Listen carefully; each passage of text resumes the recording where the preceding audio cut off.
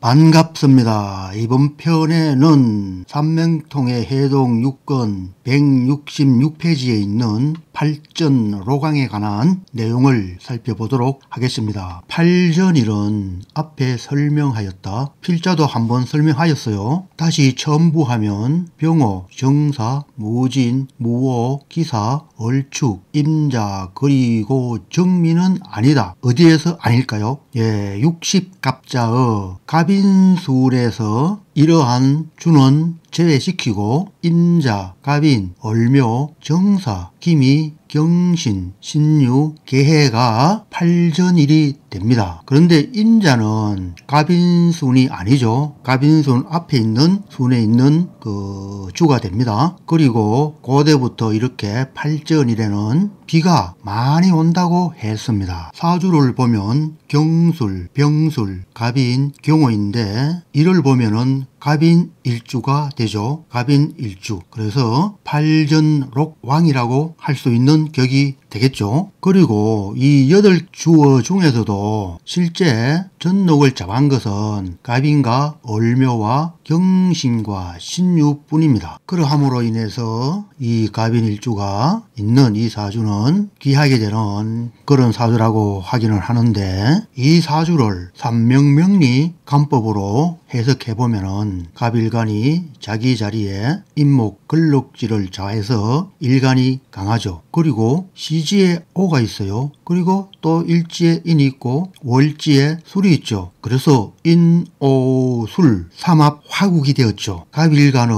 화는 식상성에 해당하죠. 식상성이 왕하다고 할 수가 있겠죠. 그리고 또 보면 월지와 연지에 술, 갑목일간의 편재성이 있죠. 그러면 이 사주는 일간이 즉 비경급이 식상성으로 흐르고 식상성이 재성으로 흐르는 아주 완벽하게 흐르는 그런 기세의 사주라고 할 수가 있죠. 또 삼생에 해당하죠. 그렇지 않습니까? 그리고 또 월지에 술토가 있어요. 인, 오, 술의 천월기인은 병화가 되죠. 일간이 강하고 일간의 기세가 식상성으로 흐르고 식상성이 재성으로 흐르고 또 천월기인이 있어요. 아주 좋은 사주에 해당하죠. 그렇지만 기세의 흐름이 좋아야 됩니다. 그렇지만 대운의 흐름이 좋아야 되거든요. 대운을 보면은 인성에서 비경급으로 흘러서 다시 식상으로 흐르는 기세가 되었습니다. 초연의 기축 대운까지는 기세의 흐름이 잘 이루어졌죠. 식상생재하는 사주에서 다시 기축 재성이 들어왔고, 그 전에 해자운에서는 인성이죠. 사주에 인성이 없는데 인성이 들어와서 오행을 두루 건강하게 하였죠. 그런데 중후연에는 임묘진사오로 흘렀어요. 동남쪽으로 흘렀죠. 그렇지 않아도 일간이 갑인 일주로서 강한데 다시 임묘진 목이 들어왔어요. 이렇게 일간이 강한데 다시 강한 임묘진으로 나가면은 안 되죠. 목은 토를 극해서 즉 재성을 극하는 것이 되죠. 그리고 또 하나 사주에 경금이 2개 있어요. 경금은 이 사주의 관살성에 해당하죠. 술토에 뿌리를 두고 있죠. 식상이 관살성을 극하는 식상경관의 사주에 해당할 수가 있죠. 상관 상진이 되지 않은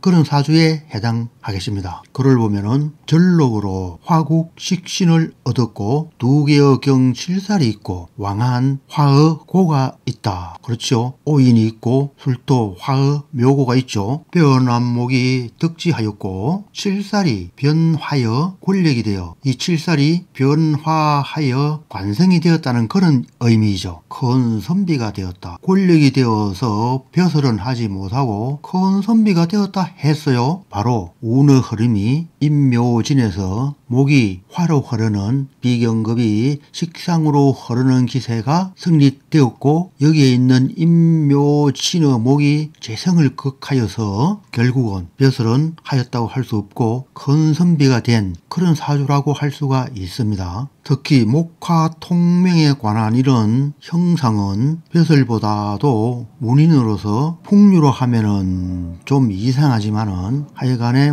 문인으로서 학문에 능통하게 되는 그러한 경우가 현대에서도 비일비재하게 많이 있습니다. 다음 사주를 또 보면은 이 사주는 기사, 신미, 얼묘, 정해가 되고 일주가 얼묘로서 전록을 차지하였으니 팔전로강한 사주라고 할 수가 있죠. 이 사주도 해묘미로 삼합이 있죠. 그리고 해묘미는 목국으로서 일간 을목의 비경급에 해당하죠. 그런데 또 보면은 월간에 신금칠살이 있고 연지사화가 있어서 신금칠살이 금의 생지에 뿌리를 두었죠. 그리고 기토는 역시 미토 양인에 뿌리를 두어서 관살과 재성이 기세를 갖추게 되는 그런 사주가 되었죠. 월간 칠살은 강한 비경급을 제어할 수 있는 힘도 있고, 오늘 보면은 화에서 목으로 흘러서 다시 수로 흐르는, 즉 식상에서 비경급으로 흐르고 다시 인성으로 흘렀어요. 이 사주는 앞의 사주와 마찬가지로 인묘진이 있어요. 사주에 비경급이 강한데 다시 비경급의 운이 들어왔어요. 이렇게 되면은 좋다고 할 수가 없어요. 그런데 그를 보면은 전록으로 완전한 목국을 이루었다. 일간에 생왕한 빼어난 기가 모였다. 해묘미는 인성이 비경급으로 다시 재성으로 흐르는 기세가 성립되는 거죠. 운행도 동방으로 흐르고 신왕한 국이 완전하고 대궁의 록이 충기하여 권력이 되었다. 소위 크게 귀하다. 이렇게 하여서 크게 귀한 사주가 되었다고 하였어요. 중년의 동방 모군에서 과연 사주에 이렇게 비경급이 강한데 발전할 수 있을까 하는 의문을 가질 수가 있어요. 그런데 천간에 보면은 병인대운에 화가 있어요. 인목은 식상성 화의 생지가 되죠. 그래서 왕한 비경급이 식상으로 흘러서 다시 재성으로 흐르는 기세가 잘 성립되었다고 할 수가 있지 않을까요? 그래서 이 사주도 나쁘지 않은 사주라고 할 수가 있겠어요. 그리고 해묘미는 목국을 이루지만은 인성과 비경급과 재성의 결합이잖아요. 이 또한 무시하시면 안 될 것입니다. 요고 선생님의 이 설명은 월간에 있는 신금 관살성이 비록 사화의 생재가 있다 하지만은 약하죠. 그런데도 소위 크게 귀하게 되었다. 이상하다. 왜일까? 그래서 허충에 관한 이론을 이야기하였습니다. 일지의 묘목이 실제 사주에는 없지만 유금과 충을 하여서 충기하여서, 즉 유금은 이 사주의 관살성이 되죠. 그래서 관성이 나타나게 된 것으로서 이 사주는 크게 귀하게 될 수 있는 사주라고 하였습니다. 지금까지의 고정 격국에 관한 내용들은 허자 이론, 이 이론이 상당히 많이 사용되었죠. 현대에도 허자 이론으로서 사주를 추리하는 학파들이 많이 있는 것으로 알고 있습니다. 그래서 연구할 가치는 또 있다는 생각을 하여 봅니다.